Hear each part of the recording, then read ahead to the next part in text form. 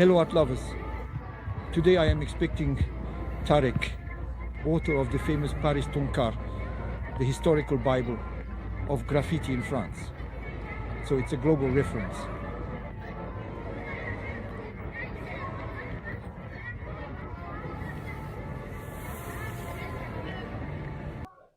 You say what you want, you do what you want. So, Tarek, who are you, dear friend? I will introduce myself briefly, but like this, it will give some ideas for our discussion. I am first and foremost the author of a book on graffiti titled Paris Tonkar, which was published in 1991 by Florent Massot Editions. It has just been reissued in an anniversary edition with Florent Massot Editions and IHH, with whom I published for almost 10 years a magazine called Paris Tonkar as well. I have been a comic book author for nearly 25 years. I have to my credit around 70 to 80 comic book albums. I am also the author of art books. I have contributed to collective books. I have also participated as a photographer in art books on urban arts in general. I appear a lot in books on comics, on urban art. As an artist or as an author, I am a painter. I have exhibited in many countries. I am a painter, so I make canvases, but I am also a muralist. I paint walls too. Just 2 or 3 weeks ago, I was in Germany, in Berlin, where I painted walls. With Germans, it always brings me joy to share. For me, all my artistic practices have a common link, which is that I am into sharing and collaboration. I am not a solitary artist. I am really into exchange. I have many joint projects, whether it is painting, art, the wall. So there you go, I am active. Then I have other practices that are quite strange, but are related to my training. I have a background in history. And for almost 15 years, I have been participating in a geopolitics show on RCF Alpha, Rennes. For almost 12 years, I was a contributor. And for the past 2 years, I have been co-hosting this show with Dominique, a friend, retired lawyer. We talk about a lot of very different subjects, from current events to geopolitics. We don't deal with current events like news channels that constantly talk nonsense. Recently, we interviewed a retired brigadier general who was at NATO, who has been on many fronts. We had a discussion with a real specialist. We weren't in a question and answer exchange in front of someone telling us things. Lively discussion. Why? Because I start from the principle that if we only invite people who are like us, Yes, of course. In the end, we end up making the discussion less interesting. And originally, did you grow up in France? Yes, I am Parisian. I was born in Paris. Let me clarify. Yes, I was born in the Okay. teens. And your parents? Oh were no, they my good parents looking? are of Tunisian origin. They were born in Tunisia. My father is from the south of Tunisia. My mother is from Testour. Hi there. It's in the north. It's a very beautiful Arab Andalusian city. My father, may he rest in peace, he met my mother in Tunis because he worked in Tunis at his uncle's in the souk, not far from, in a shop that was next to the Zitouna Mosque. In my family, on my father's side, they have been merchants since the very high Middle Ages. It is an old family of merchants. Yes, of course, and about religious matters. In fact, in Islam, there is one thing that is important. What people do not know is that, so it may seem strange, but religious men must have a profession. They must earn their living through their profession and not by the fact of to have a chair, for example, or be an imam or be a theologian. These are people who should not depend on the state to have freedom of thought and action. And that is important. There might have been an insect in the mosque at Zitoula as well. Now, I had some who have been in many places. There are mosques named after my family in Algeria, in Tunisia. Oh, yes, okay. For example, my ancestor brought Islam to Mali. He converted the king of Mali in the Middle Ages, who became Muslim. And then Mali became Muslim after this conversion. Oh, that's interesting. It's when Kamusa, right? I cannot say the name of the king, but my ancestor was a merchant. He was a Sufi, and in fact, he met the king of Mali, and it happened naturally. They had relations. There is a book that came out. I don't remember with whom. I have it. Do you remember the name of that ancestor? Yes, his name is El Mazati, but actually, El-Mazati. Mazati is the name of our tribe. Benir is the name Comment? of the clan, and Bless actually, El Mazati. no, it's El Mazati. That's the family name. As for the full name, I don't quite remember. It's actually quite long. But there is a book called The Slave Trade in Islamic Lands. And in the first 40 pages, it talks about this passage because my ancestors were against slavery. They The always, Sufis were against absolutely, slavery. of course, slavery is a great sin. You don't subjugate a human being, it's an aberration. Sufis are the masters of esotericism. Yes, but we tend to. So in France, we still have this idea that the Sufis are the good Muslims and the others are not the good Muslims. That's true. In fact, Sufis are an integral part of traditional Islam. For example, in a society like Tunisia, often the Grand Master of the Al-Azhar, the great director of the school, not of Al-Azhar at Zitouna in Tunis, could also be a master or have a master in spirituality. It was not contradictory.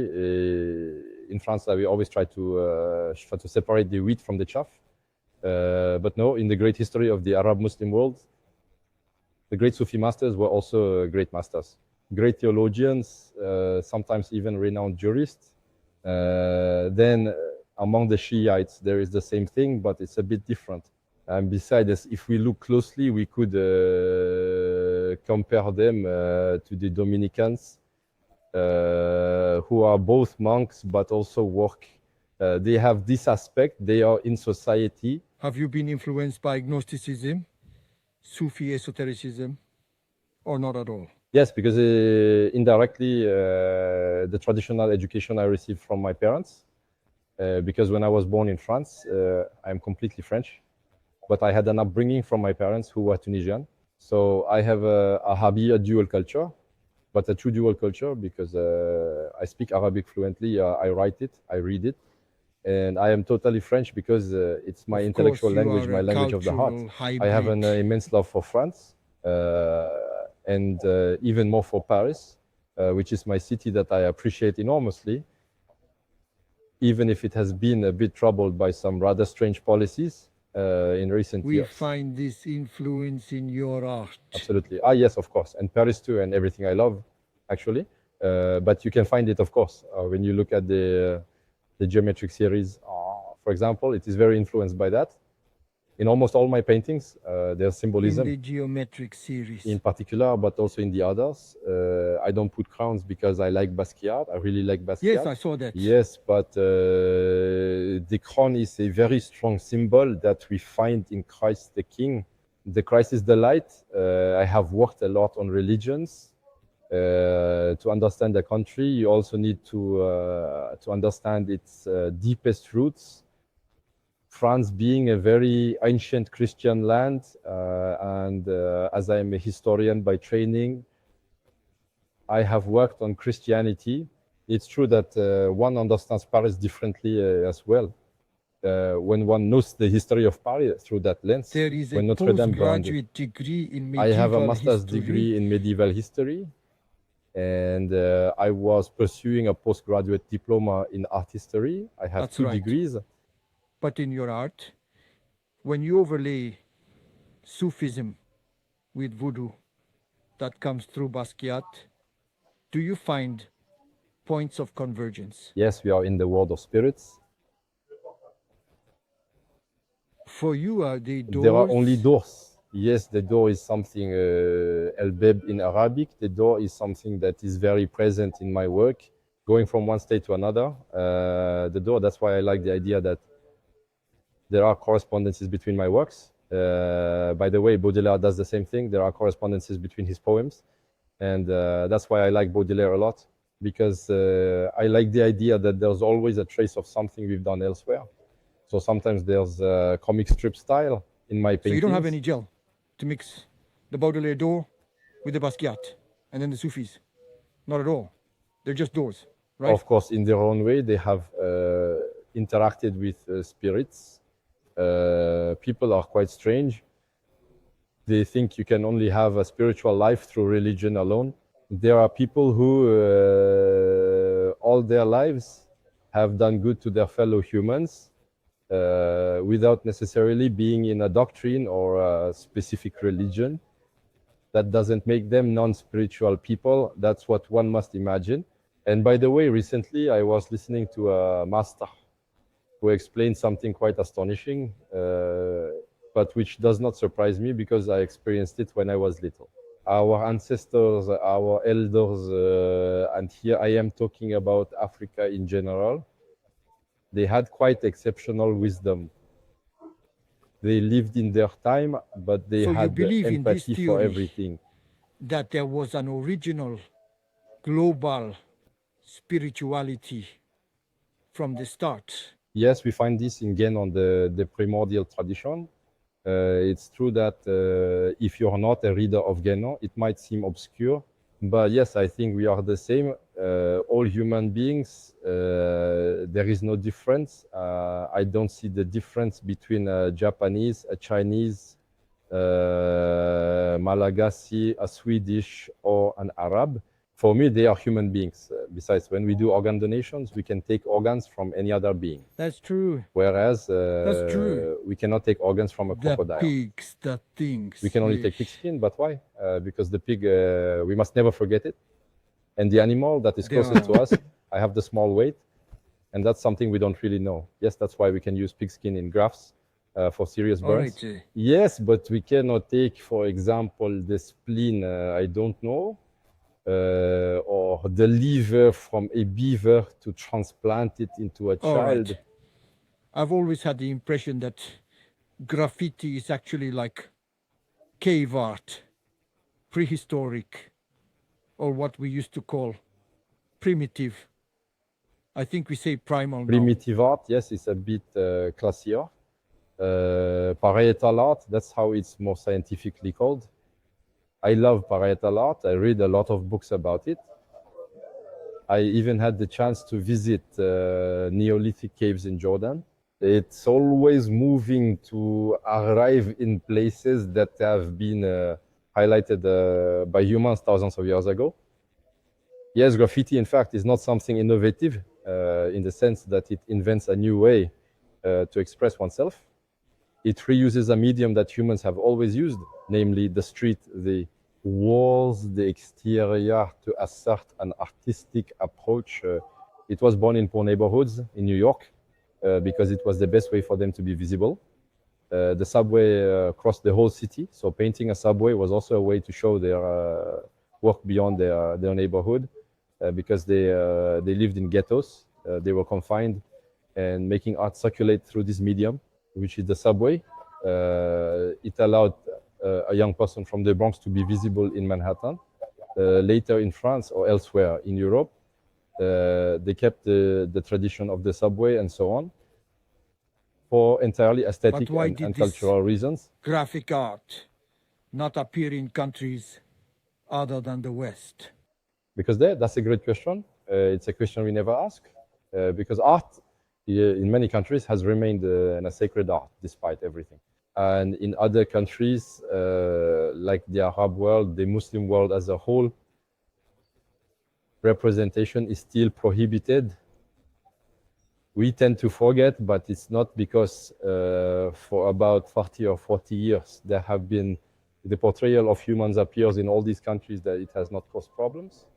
It is a reality. It is something that is also the case even among Jews. It wouldn't be possible to do graffiti, but with Arabic calligraphy.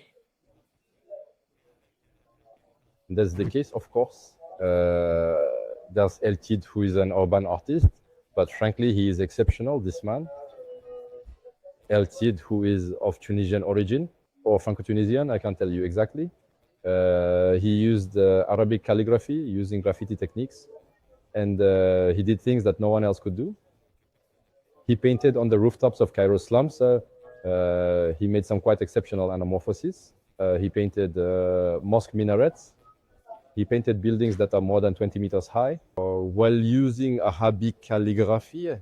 But we have the same thing with other types of script as in other countries. But for example, in France, French graffiti used a lot of French cultural and iconographic substratum.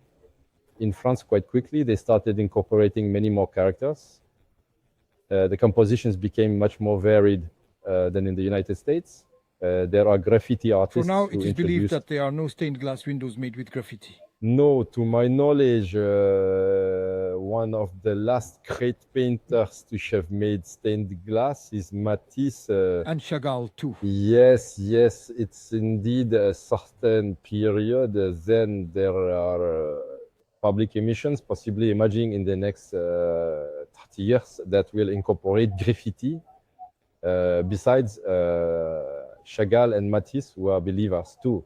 They All were right, bye. people who also had a sacred art. Chagall as a Jew and Matisse towards the end of his life. You can sense in his work that there is a search for something else. Wouldn't it be the right time to create an art school in Dubai or Abu Dhabi for graffiti, but adapted to the Muslim world, for example? No, Dubai and Abu Dhabi are no longer Arab countries. It might be shocking for me to say this, but if someone wants to discover what the Arab world is, they should go to Cairo, the Maghreb, or Yemen instead. In Iraq, in Syria, there are true Arab countries or monumental projects with architects, for example. No, not with architects. I worked with cities. We did artist residencies with friends where we painted many walls. I do so many things that I can't afford to add more. There, when I briefly introduced myself at the beginning, you have to imagine that I work 7 days a week. These are projects that require a lot of meetings, discussions, and points of contact. All that for me is ultimately a waste of time. I don't want to spend Thank 6 you. months discussing a project while... But if there is a real estate developer, a consulted architect, Or could you of work course, with them? yes, it's something that would suit me. Moreover, because then I would be consulted directly and we would move fairly quickly to the application and creation phase. Whereas I have already done all the political setup phase. I don't want Okay. to do it anymore. Yes, At some point, we of are course. At some to point, the you essentials. have to go directly to the people who have the essentials. And for Paris Tonkar, you are known worldwide by Paris Tonkar. Now, you are republishing the book. He is already out. He is out, yes. It's How the many copies anniversary will you have? edition. In fact, 4,000. It's a limited edition. In fact, in 1998, the book became out of print because it was out of stock. And at that time, the publisher then, Laurent Masson, did not reprint it. And I was in Syria at that time. When I returned to France, I started doing comics. We let it pass, and I got the rights back. I more or less shut myself in. When I say shut in, I mean I focused on writing comic book scripts. For 10 years, that's all I did. Starting in 2010, I began painting again. With Jan, we launched a magazine called Paris Tonkar, which is a co-editor of this anniversary edition. Starting in 2010, the idea of redoing the book differently was discussed, and finally we preferred, after many discussions and mainly because I chose to do it this way, it is to release the anniversary edition, almost identical, to later create an expanded and corrected edition. All right, when you say almost identical, does that mean you added a few pages? The 16 added pages are pages where we made the book more spacious. we enlarged the photos, and I added a foreword in which I explain a bit about the book's approach. That's it for the 16 additional pages. It's really a slightly more open book, less dense, and especially it's in hardcover with a better quality finish. Printing techniques are better now, and that's why it's in a limited edition. For me, it's a way for those who don't have it to have it, and for the people who had it and lost it to be able to have it again, and for those who already have it to have a hardcover version because the cover is hard, while originally the book was in soft cover. It is a historical book that is truly essential. It's a Bible of an era, a strong Yes, marker. absolutely. So we don't realize it. There's an old saying that goes, no one is a prophet in their own country. And even less so in France, which is quite a strange country for that. When we leave France, it is the book that allows the rest of the world to understand and know French graffiti. Yes, it's clear. And in scientific publications on art history, I see the occurrence of Paris Tonkar very regularly. In the bibliographies, it has been purchased by many university art history libraries. It is a book that history of makes an art. impact. We plan to organize a Paris Tonkar event someday with the hair An exhibition Paris Tonkar. because we are coming. It's true that up until now I have participated as a photographer or as a painter in events about French graffiti, but there has never been an exhibition labeled really Paris like Tonkar to go yet. see an exhibition at Bobo. It may be one of the rough projects for which I would take the time to do a bit of politics. Meaning spending hours and hours doing a bit of diplomacy with people, decision making. But at the moment, I'm working on a book called Vandalism, which is supposed to be released in March. So my mind, my focus, and my concentration are on that. And what allows me to properly prepare the edition is to review, correct, and increase. Because when I talk about increasing, Paris Tonkar is currently at 160 pages. For me, increasing means adding 200 to 300 more. It's making a very, very big book that will become the big book with new artists, with all the artists from that time that I couldn't include, and with many things that I've kept. I included very few photos of what I actually have. Okay, you didn't put everything in back then? No, barely 2%. Oh yeah. So you can bet on your resources. Yes. 2, 3. Yes, if I wanted to, yes. So there is enough to make a magnificent exhibition. Yes, of course. My photos were exhibited at the expo that took place at the Paris City Hall called Capital. In the first hallway we entered, it was my photos that were exhibited. By the way, the book that Gallimard, that the alternative editions published on the exhibitions, I'm part of it. My photos are included. As I mentioned earlier, as a photographer and as the author of Paris Tonkar, I contributed by writing in certain books, but also my photos have been used in some books. So I am on both sides of the fence. That's what often disturbs me, that I am both a painter and an art historian. An exhibition curator. Yes, of course. Okay. Well, I think we've covered everything for now. Do you want to add anything else? Yes, maybe we haven't talked about the comic book. So, precisely, comic books. Do you plan to someday merge graffiti and comic books? Because I feel like they are still quite separate. It's separated, unfortunately, but I have a big project underway with a comic book artist and with Darko, who is a graffiti artist, one of the pioneers of French graffiti. Darko, it is a beautiful house. And so we have a project. And besides, there's another topic, which is that for me, the influence is more in painting than in comic books.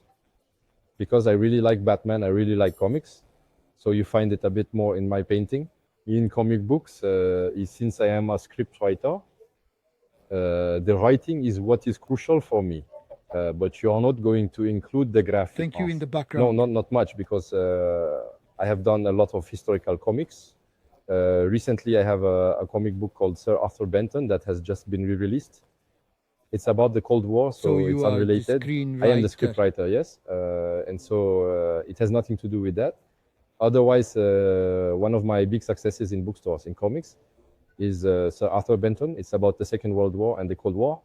And then it's the adaptation of the Yes, Gallic those Wars. are classics you released So we are really into a little topics while ago. there, yes.